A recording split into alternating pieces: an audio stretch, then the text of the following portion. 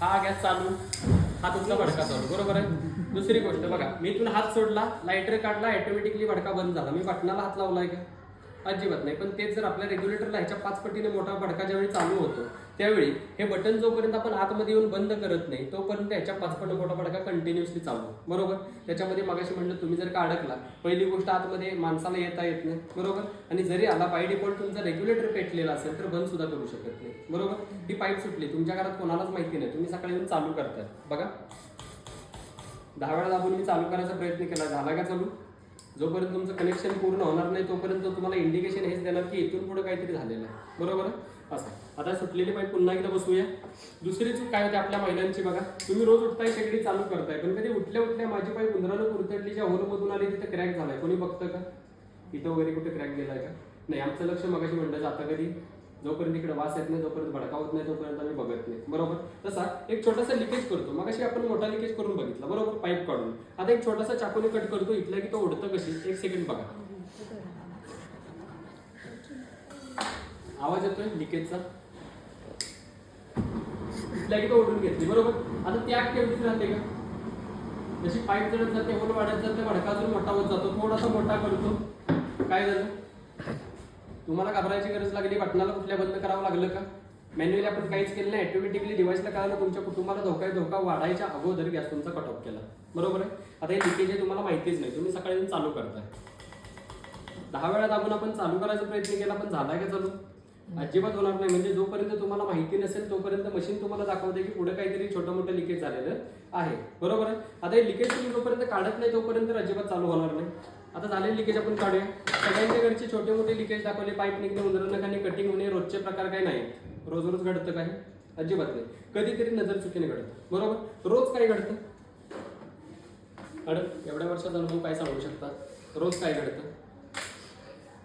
बघा चहा दूध ठेवलेला असतो, तुमची शाळेत यायची गडबड असते ना, ओतून जातं, बरोबर ना. कशा पद्धतीने ओतून जातं फक्त एक प्रोसेस बघा. अशी तुमची आग विजलेली असते, बरोबर आहे. गॅस सप्लाय चालू असतो का गॅस विजलेला असतो? सप्लाय चालू असतो, सप्लाय चालूच असतो, बरोबर आहे. 5-10 मिनिटांना महिलांना आपल्या स्मेल येतो, पळत आतमध्ये येतात. तुम्ही काय करता ते माहिती नाही, पण बऱ्याचशा महिलांचं आम्ही जे ऑब्झर्वेशन केलंय, बऱ्याचशा महिला पळत जाऊन पहिला लायटर घेतात का? वरती ठेवलेला पदार्थ खराब राहू नये, कच्चा राहू नये, बरोबर. मला सांगा, वरचा पदार्थ खराब झाला तर डबल करू शकतो, बरोबर आहे. भाजलेलं हे केमिकल आहे, केमिकलनं जर का भाजलं तर तो चटका बसलेला लवकर, तो वंद उठलेला असतो तो सुद्धा लवकर जात नाही, बरोबर आहे. सांगायचा मुद्दा एवढाच आहे, मी पण त्याच पद्धतीने आग फक्त कुंकून जाऊन आहे. काटा पडला का आता पडा नाही का? तर तुमचा सगळा सिस्टम चांगला आहे. मगाशी तुम्हाला काय सांगितलं मी, बर्नर सोडून कुठे गॅस लिकेज झाला, आउट ऑफ झाला, भडका झाला, मोठा छोटा लिकेज झाला तर ऑटोमॅटिकली बंद करते, बरोबर. जे मगाशी केलं, आता का नाही केले? तर तुमचा सगळा सिस्टम चांगला आहे, जिथून बाहेर पडायला पाहिजे तिथून आता गॅस बाहेर येतो आपल्या रेग्युलेटर सारखा, बरोबर. 2 मिनिटं इथे मॅडम स्प्रेड करत ठेवला, स्प्रेड झालेल्या गॅसवरती एवढा मोठा मी लायटर मारला तर काय होईल? आपण पडत जाऊन सुईच्या टोकावर आपल्या लायटरची स्पार्क मारतोय तरी भडका होतोय, बरोबर. हा अखंड मोठा ज्योत मारणार सर पसरलेल्या गॅसवरती, काय होईल? डेफिनेटली स्प्रेड झालेला भडका होणारच आहे, बरोबर. 2 ते 3 मिनिटं चालूच ठेवूया. तोपर्यंत तुमच्यातल्या बऱ्याचशा स्टाफने आम्हाला आतापर्यंत एक प्रश्न विचारला होता की सिलेंडरमध्ये नक्की लिक्विड फोम गॅस आहे की एअर फोम गॅस आहे? कारण कधी कधी सिलेंडर आडवा गेला तर लिक्विड सारखा वाटतो, पण इथून तर वायू रूपात येतोय. आता तुम्ही शिक्षक आहे, तुम्हाला काही वेगळं सांगायची गरज नाही मला वाटते. काय आहे सिलेंडरमध्ये? ऑब्विसली लिक्विडच आहे, बरोबर आहे. हाय प्रेशरने जेवढा भरला जातो तेवढा हाय प्रेशरने तो ऑक्सिजनच्या कॉन्टॅक्टमध्ये आला तर वायू रूपात कन्वर्ट केला जातो, आणि तो हवेपेक्षा जड झाला तर किचन कट्ट्यावर फरशीवरती पसरतो, बरोबर आहे. आपल्या बऱ्याचशा गावच्या महिलांचा गैरसमज काय असतो, दारा खिडक्या उघडल्या म्हणजे पटकन गॅस बाहेर जातो, बरोबर. तर लगेच बाहेर जाणार गॅस आहे का? अजिबात नाही. थंडीचं दव ज्या पद्धतीने खाली पसरतं त्याच पद्धतीने हा गॅस सुद्धा खाली पसरायला चालू होतोय. आपल्या घरातली देवघरातली देवबत्ती असेल, फ्रीजचं स्पार्किंग, बटनाचं स्पार्किंग, कोणाच्या कॉन्टॅक्टमध्ये आला, स्प्रेड झाला तेवढा सगळा एकदम पेटणार आहे, टप्प्याने पेटणार आहे. या रूम मधला एकदा, त्या रूम मधला एकदा, अजिबात नाही. पसरला तेवढा सगळा एकदम पेट घेतोय, बरोबर आहे. आणि त्याच्यामध्ये मगाशी म्हणलं कुणी अडकलं तर कुणी शेजारी सुद्धा आपल्या घरात ह्याच्या बाबतीत येत नाही का? तर त्याला माहिती आहे तुमचं फुटणार आहे म्हणजे आमचं पण फुटणार आहे, बरोबर आहे.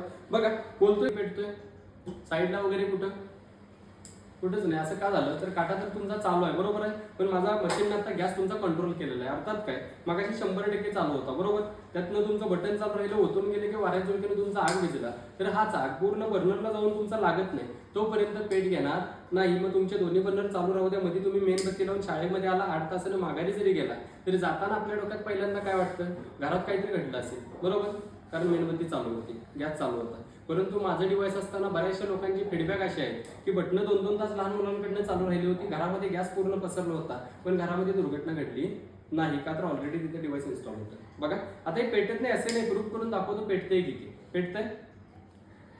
पेटतंय सर, बघा पेटतंय किती. किती पेटला? ज्या नॉर्मल स्पीडला विजला गेला त्या नॉर्मल स्पीडला पेटला गेला. ही तर मोठी ज्योत होती, तुमची तर एकदम बारीक स्पार्क आहे, त्याला टेकवून मारणार तेव्हाच पेटणार, आणि जेवढं विजलं तेवढंच पेटतं. हे मी सांगत नाही, लोक सांगतात. आता गॅस चालू बरोबर आहे, चालू मध्ये आमचा रेग्युलेटर काढता येत नाही, पण घरात लहान मुलगा वगैरे असतो.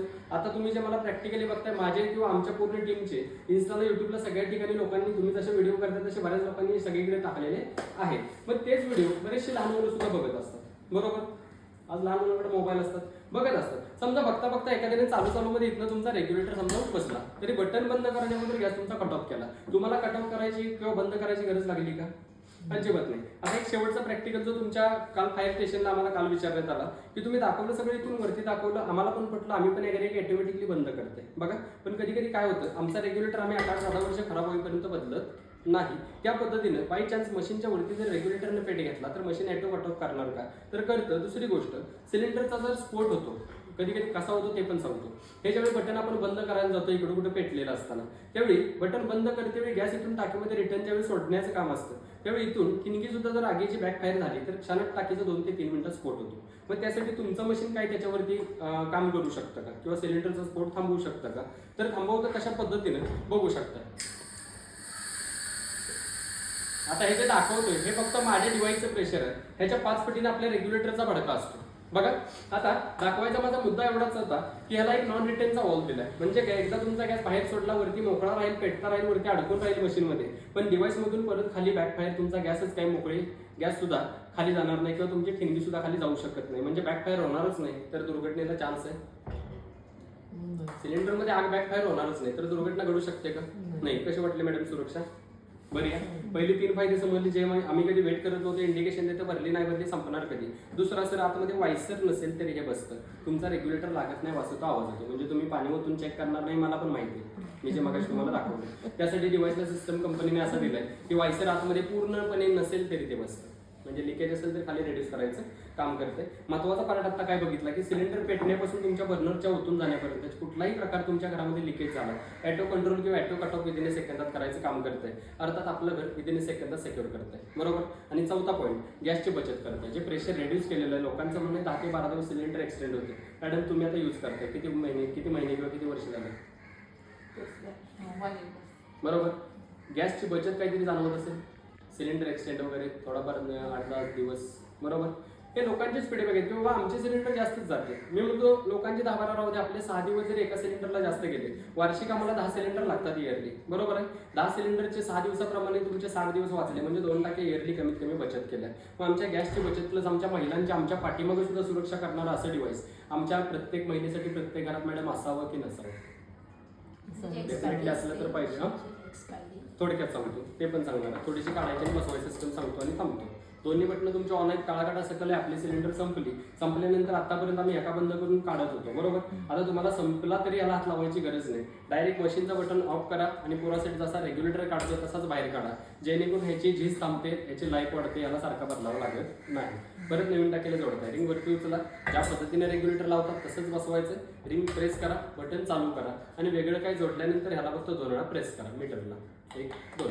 एकदा काटा वरती सरकला, परत संपेपर्यंत तुम्हाला इकडे हातबोट लावायची गरज नाही आहे, कारण इकडे काहीही झालं ॲटो कट ऑफ करायचं काम माझं डिव्हाइस करते. गावाला जाताना ज्या महिला म्हणतात अहो बंद केलाय का, बंद करायची गरजच नाही बरोबर. आता थोडंसं त्या कंपनीचा 1 मिनिटात सांगतो आणि थांबतो. महत्वाची गोष्ट, सूर्या कंपनी शेगडी जी वापरतो ते कंपनीचं डिव्हाइस आहे. HP gas, Bharat gas, Indian gas, आपल्या घरी कुठलंही कनेक्शन असेल तिन्हीवरती बसत अशी बॉडी कंपनीकडून करण्यात आली, जेणेकरून उद्या जरी कंपल्सरी गव्हर्नमेंट करारानुसार केलं तरी प्रत्येक सिलेंडरवरती ते आरामात बसलं पाहिजे बरोबर. दुसरी गोष्ट, आता जेवढं तुम्ही काम बघितलं, वाटतंय का दुर्घटना घडू शकते? सिलेंडरला पेटवण्यापर्यंत आम्ही तुम्हाला प्रॅक्टिकल दाखवते, माझ्या मागे सुद्धा माझी फॅमिली आहे बरोबर आहे, तरी सुद्धा मी एवढे सगळे प्रॅक्टिकल करून दाखवते का, तर मला कॉन्फिडन्स आहे आजपर्यंत काही घडलं नाही, पुढे काय होणार नाही. तरी पण कंपनीमध्ये बाय डिफॉल्ट जर एखाद्या घरात दुर्घटना घडली तर आपण कंपनीकडून 3 कोटीचा डिव्हाइसला इन्शुरन्स कव्हर करतो, न्यू इंडिया इन्शुरन्स कंपनीचा बरोबर. आता तुमच्या रेग्युलेटरला इन्शुरन्स असतो माहिती आहे, 50 लाखाचा इन्शुरन्स असतो. मॅडम माझ्या डिव्हाइसला पण 50 लाख दिला असता तरी चालला असतं बरोबर आहे. 3 कोटीचा ह्याच्या 5 पट अमाऊंट जास्त लावली, 3 कोटी, काहीतरी रिझन असू शकतं. रिझन एकच आहे, तुम्हाला बघून अर्ध्या तासात एवढा कॉन्फिडन्स आला की दुर्घटना घडणार नाही. कंपनीला कॉन्फिडन्स एवढा आहे, कंपनी म्हणते आम्ही ONGCचे ISO सर्टिफिकेशन घेतलेले आहेत. ते तुम्हाला कंपनीची वेबसाईट आहे त्याच्यावरती सुद्धा बघायला भेटू शकतात. जे म्हणजे सांगायचा मुद्दा काय, automatic research association of India या कंपनीचा ओकेटेड मार्क सुद्धा कंपनीने घेतलेला आहे. कशासाठी, तर एखादं चॉकलेट जरी विकायचं म्हटलं तरी ते बाजारात आणण्यासाठी त्याला परमिशन 17 ठिकाणी घ्यावी लागते, बरोबर आहे. हे तर आम्ही सिलेंडरच्या वरती बसवतो, त्यामुळे कंपनीने सगळ्या गव्हर्नमेंटची जेवढी मान्यता प्राप्त लागते तेवढे सगळे मान्यता प्राप्त सर्टिफिकेशन घेतलेले आहेत. त्याच्यानंतर तुमच्यापर्यंत आम्ही आलो, बरोबर. असं काय आम्ही डायरेक्टली कोणाच्या दारात येऊन विक्री करू शकत नाही. पहिली गोष्ट, विक्रीचा तसा उद्देश मेन नाहीच आहे. दुसरी गोष्ट, ऑनलाईन ऑफलाईन कुठल्याही पद्धतीने हे डिव्हाइस विक्रीला ठेवलेलं नाहीये. त्याच्या पुढची गोष्ट, मॅडमने आता लाईफचं मशीनचं विचारलं, बरोबर. मॅडम डिव्हाइसला 30 वर्षाची लाईफ दिलेली आहे. वन टाइम इन्व्हेस्टमेंट आहे, 30 वर्षापर्यंत आपलं घर सेफ ठेवतं. पण त्याच्यामध्ये पहिल्या 3 वर्षामध्ये जर काही प्रॉब्लेम तुम्हाला वाटला, तुमचा 1 लाखाचा आयफोन आहे मॅडम असेल, बरोबर आहे. 1 लाखात असू द्या, 40,000चा घराचा टीव्ही असू द्या, 50,000चं फ्रीज असू द्या, इलेक्ट्रॉनिक वस्तू दुरुस्त करून दिली जाते, बरोबर आहे. त्याला दुरुस्तीला कोणताही चान्स नाही, यासाठी डायरेक्टली 3 वर्ष रिप्लेसमेंट गॅरंटी दिलेली आहे. म्हणजे 30 वर्षातल्या पहिल्या 3 वर्षात तुम्हाला काही प्रॉब्लेम डिव्हाइसला जाणवायला लागला, दिलेल्या नंबरला कॉल केला, घरात येऊन रिप्लेसमेंट किंवा सर्व्हिस त्याची दिली जाते. आणि आमची सर्व्हिस आहे का